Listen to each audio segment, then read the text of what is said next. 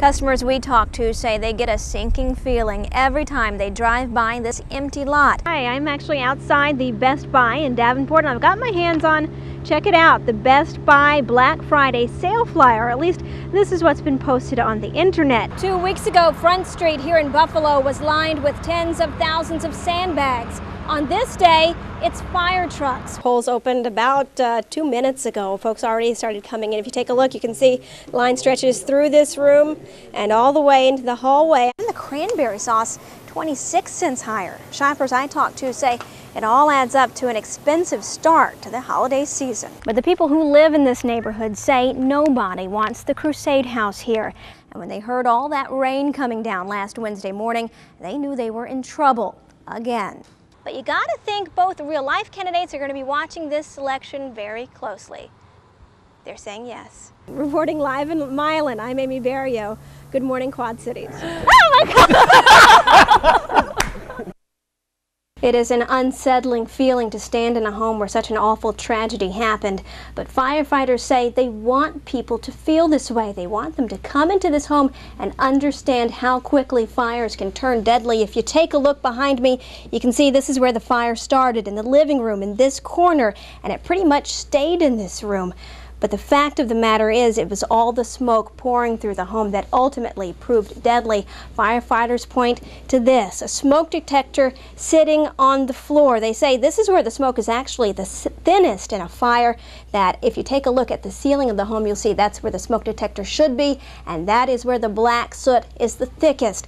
The victims of this fire were actually down the hall in the bedrooms, and you can see if you take a look back there, there are still smudge marks on the walls where firefighters were searching through this home through the thick smoke, trying to see if anyone survived. Firefighters say what they want is for people to take home a big lesson from the tragedy that happened here. If we get even one family to go home and look at things around their house and think about how things are set up, we'll be happy. But we're trying to show people how, basically from our standpoint as firefighters, what little fire we had, but yet what total devastation we have here, and the fact that we lost 2 lives here. The Davenport Fire Department will open this home to the public on Saturday at 1107 East Central Park Avenue. They'll be bringing the public through here, and they will be on hand to answer any questions about safety. Reporting in Davenport, I'm Amy Barrilleaux, Quad Cities, News Channel 8. Every August, Kim Schooley comes here to remember her baby son James on his birthday. This is the only thing I can give him is on his birthday and holidays, and I never forget. I'm always here. But this year, Kim couldn't find him. This right here was just as tall as that. His tiny marker had been overgrown by weeds. You shouldn't come out to this. You just shouldn't. And I realize he'll be 21. He would have been 21 this year, but he's still my baby. Bill Jorgensen spends his lunch hour searching for the graves of his aunt and grandfather. We pitch in to help, digging through a summer's worth of grass. Doesn't get any worse than this, I guess. The heartache at Rose Lawn is everywhere. But no one seems to care, and it's not right. Arlene Schumacher has a daughter here. The last time I was out here, I fell, and if I didn't have my friend with me, I couldn't have got up. Dan Van Watermeulen, a mother, lost just 3 weeks ago. She was taken very quickly from us, and you know, it's been hard anyway, and now, you know, you get to deal with this stuff.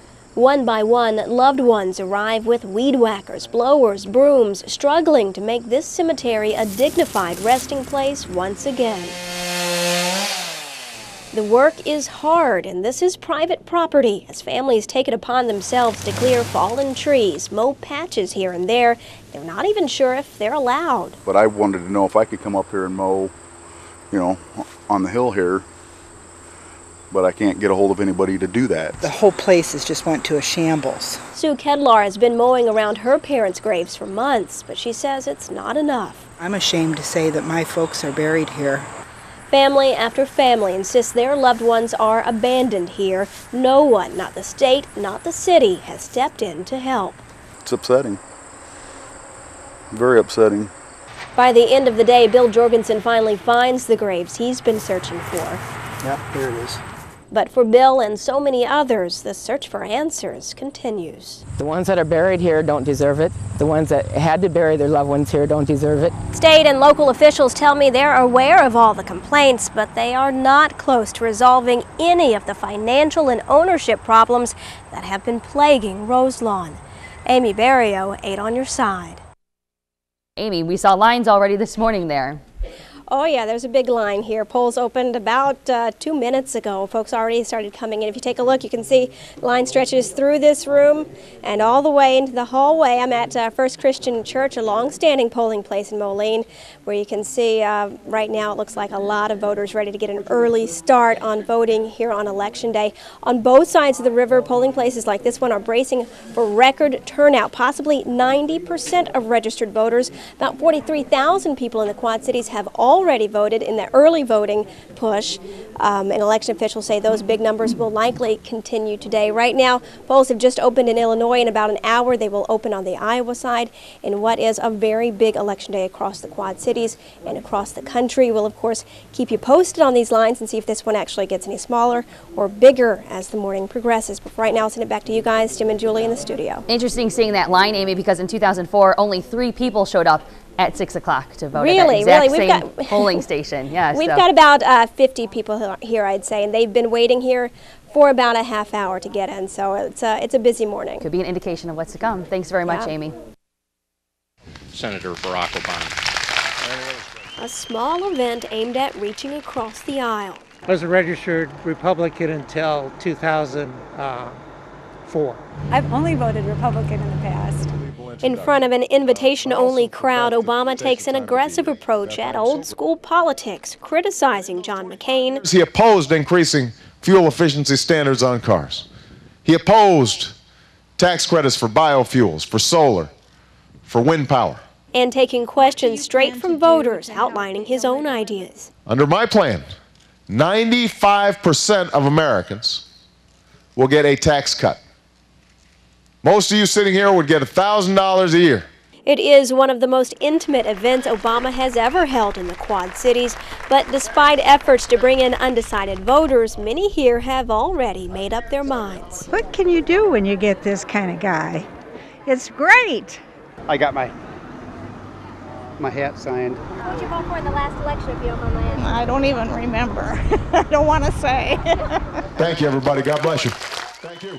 In the end, only a few remain undecided, ready to give John McCain the same chance, the same open minds they gave Barack Obama today. I'm really glad I came. I'm still on the fence, and I'm really glad I came. John McCain has been holding town hall meetings just like this one for months, and he's gained in the polls. So this could be a new trend you'll be seeing from Barack Obama, trading in all that stadium seating for picnic tables. Reporting in Davenport, I'm Amy Barrilleaux, Quad Cities, News Channel 8. Well, right now we are in uncharted territory here in Columbus Junction.